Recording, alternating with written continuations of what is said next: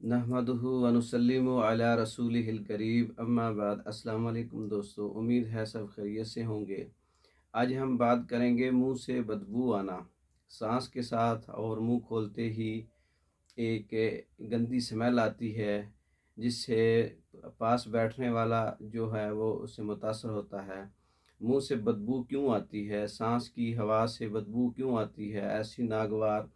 بعض دفعہ مریض کے پاس بیٹھنا بہت مشکل ہو جاتا ہے۔ مریض کے مسوڑوں میں اور دانتوں میں پیپ بھی پڑ جاتی ہے۔ ایسا کس تحریک میں ہوتا ہے؟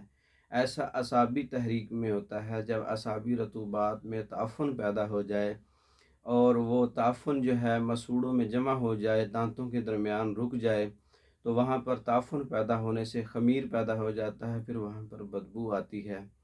تو یہ اعصابی تحریک کو ہم عضلاتی اور غدی تحریک میں تبدیل کریں گے۔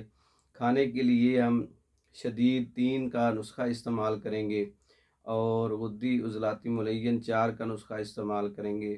لگانے کے لیے فارماکوپیا کا جو نسخہ ہے وہ تریاکے ماسکورا بہت اچھا نسخہ ہے، صابر صاحب نے بتایا ہے۔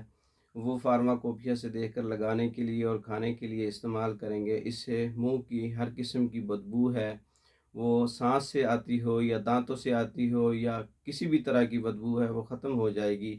یہی نسخہ جات جو دانتوں کے لیے ہے، تریاکے ماسکورا اور غدی عضلاتی ملین اور عضلاتی غدی شدید، بذریعہ ڈاک منگوانے کے لیے ہمارے واٹس ایپ پہ رابطہ کر سکتے ہیں۔ والسلام۔